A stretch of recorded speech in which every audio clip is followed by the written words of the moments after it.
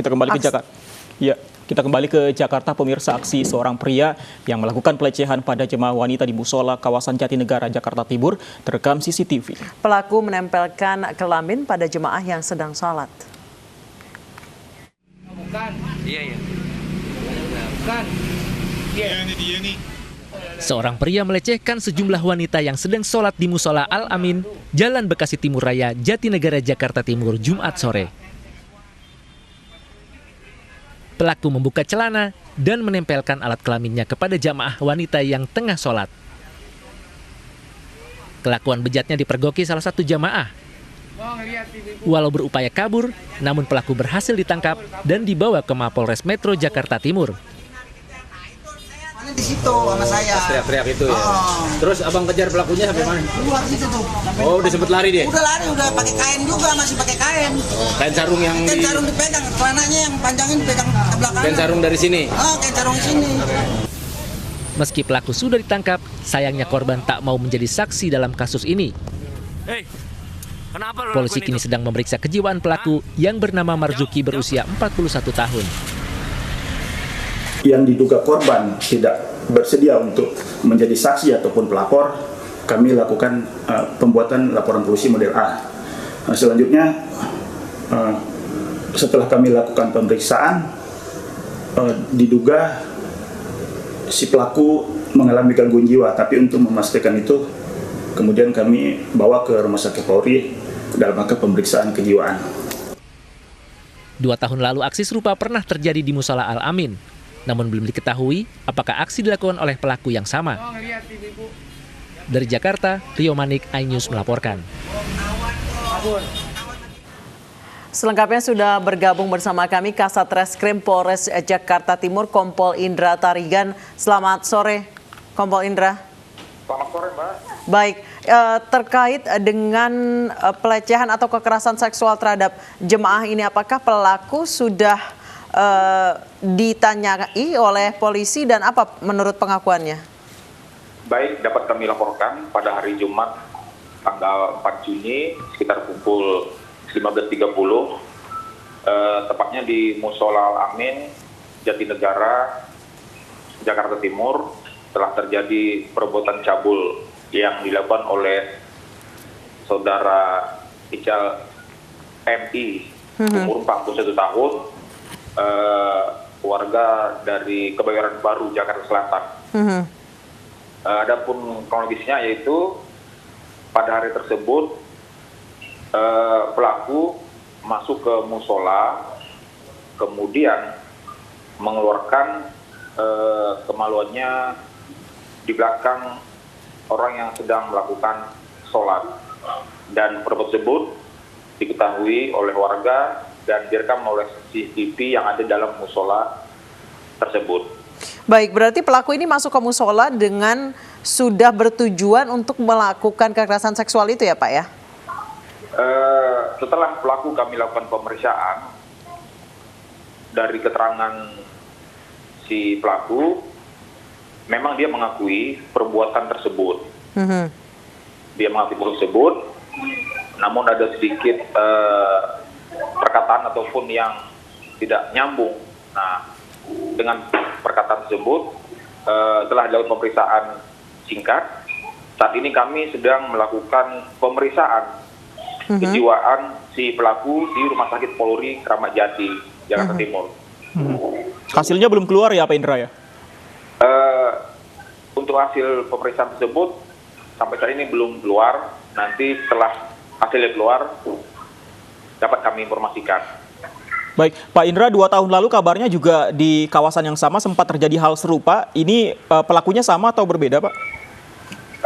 Setelah kami minta keterangan dari saksi, yaitu dari pamannya pelaku dan tetangga, memang pernah sebelumnya juga si pelaku ini membuat masalah di sekitar tempat tinggal si pelaku, di sekitar Jakarta Selatan. Baik, kalau keterangan dari keluarga pelaku sendiri seperti apa? Apakah memang pelaku ini ada gangguan kejiwaan? Dari keterangan saksi, yaitu pamannya dan tetangga di sekitar tempat tinggal, memang ada gangguan mental dari si pelaku. Baik, dengan gangguan mental yang dimiliki pelaku tapi tidak dijaga dengan benar oleh keluarga ya Pak ya? Akibat gangguan tersebut, banyak perbuatan-perbuatan yang dilakukan oleh si pelaku yang serupa dengan kejadian-kejadian sebelumnya, Mbak. Baik, jika memang pelaku terbukti melakukan kekerasan seksual, kemudian ternyata memiliki gangguan jiwa, ini nanti akan dibawa kemana? Karena kalau dilepas ke masyarakat pun akan sangat berbahaya, Pak. Betul, setelah kami lakukan pemeriksaan secara jiwa, setelah ada hasilnya dari dokter jiwa, nanti akan kami koordinasikan dengan dinas sosial untuk melakukan rehabilitasi terhadap pelaku tersebut di rumah sakit jiwa. Baik, terakhir Pak Indra, kabarnya ini para korban tidak bersedia memberikan kesaksian. Kenapa Pak? Apakah mereka mengalami trauma? Betul, untuk korban sendiri sampai saat ini tidak bersedia untuk membuat laporan ataupun memberikan kesaksian kepada penyidik karena mungkin merasa tidak dirugikan dan mungkin ada sedikit malu atau pribadi daripada si korban. Baik, Pak Indra, mungkin untuk para korban bisa dibujuk lagi.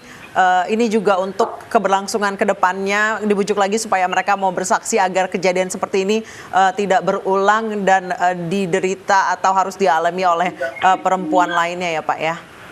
Semoga berhasil membujuk para korban ini Pak untuk bersaksi.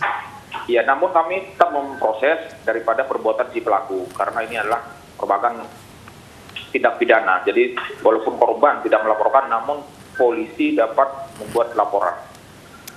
Baik, terima kasih Pak Indra Tarigan untuk informasinya bersama kami. Selamat sore Pak Indra. Dan pemirsa, untuk mengetahui kondisi dan pengamanan di lokasi terjadinya pelecehan seksual, ada rekan kami Bayu Pradana di Musala, kawasan Jatinegara, Jakarta Timur. Selamat sore Bayu, apakah ada pengamanan yang diperketat di lokasi? Iya, Fadi dan Anissa, saat ini kami berada di Mushola Al-Amin Jatinegara, di mana tempatnya kemarin sudah beredar video yang menunjukkan adanya pelecehan seksual di dalam mushola ini. Dan dari pantauan kami tidak ada pengamanan khusus atau diperketat. Dan saya akan mengajak juru kamera Yulisa Febiola untuk bersama-sama kita melihat. Saat ini saya berada di tangga yang menuju ke atas atau menuju ke area wanita.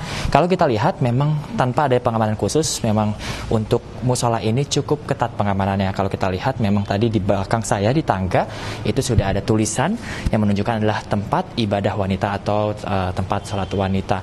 Dan juga sejak sore tadi kami melihat adanya sejumlah jamaah yang masih terus meramaikan mushola ini, terutama pada tempat laki-laki yang dimana tadi pada waktu sholat asar juga ada banyak sekali jamaah laki-laki yang sudah melakukan sholat kembali, dan juga ada sejumlah jamaah wanita yang sudah kembali juga melaksanakan ibadah sholat asarnya.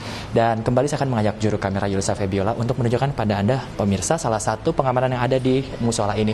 Ini adalah CCTV, salah satu CCTV yang ada di Mushola Al-Amin Jatinegara ini. Kalau kita lihat dari CCTV ini mengarah langsung ke arah tangga yang nantinya ini bisa memantau siapa saja yang ada ke area wanita ini untuk datang ke area wanita di lantai 2 ini. Sementara selain CCTV yang ada di samping saya tadi, juga ada di bawah yang menuju ke anak tangga pertama yang menuju ke arah sebelah sini. Ini juga ada CCTV, jadi kembali bisa terpantau siapa saja yang bisa naik ke lantai atas. Sementara juga tadi di pintu depan juga ada sekitar 2 CCTV dari 2 arah yang berbeda, dan langsung disambut di pintu itu ada layar yang menunjukkan CCTV, pantauan CCTV yang pastinya memang sangat aman dan juga bisa dibilang sangat terpantau siapa saja yang masuk ke dalam mushola ini. Dan juga kita bisa lihat di mushola ini cukup tertata, juga pengurusnya juga cukup rutin untuk mengurus mushola ini dan juga menjaga keamanannya. Namun untuk seperti apa, memang kejadian kemarin saya sudah bersama dengan Pak Suparman. Assalamualaikum Bapak. Waalaikumsalam warahmatullahi wabarakatuh. Sehat Pak? Alhamdulillah. Ya, Pak Suparman, bisa diceritakan Pak Suparman kejadian kemarin itu seperti apa Pak? Benar di lantai 2 ini dan seperti apa sih pantauan? Iya, memang benar kejadian di lantai 2 ini kemarin sore kira-kira asar itu loh. Di saat saya sholat berjamaah, ya kan,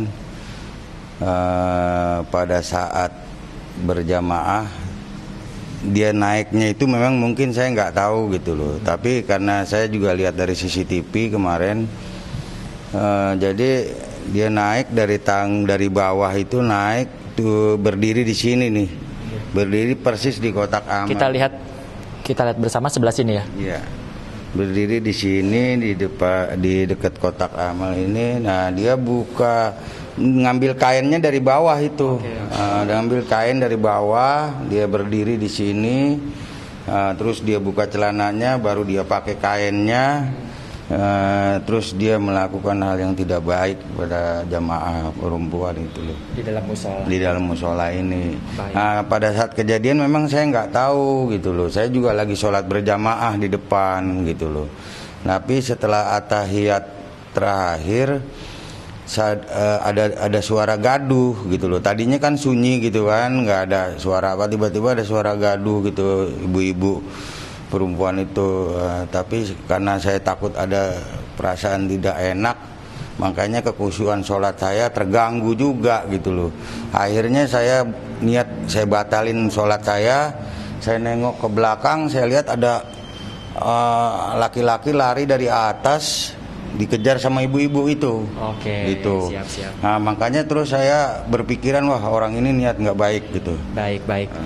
Untungnya sudah diproses Pak ya. Terima kasih banyak Pak atas keterangannya Pak. Dan begitulah, dan kita harapkan bahwa kejadian serupa ini tidak terjadi, terutama di tempat ibadah yang memang diperuntukkan untuk berkomunikasi kepada Tuhan. Anissa dan juga Fandi. Baik, terima kasih Bayu Pradana melaporkan dari Jatinegara, Jakarta Timur.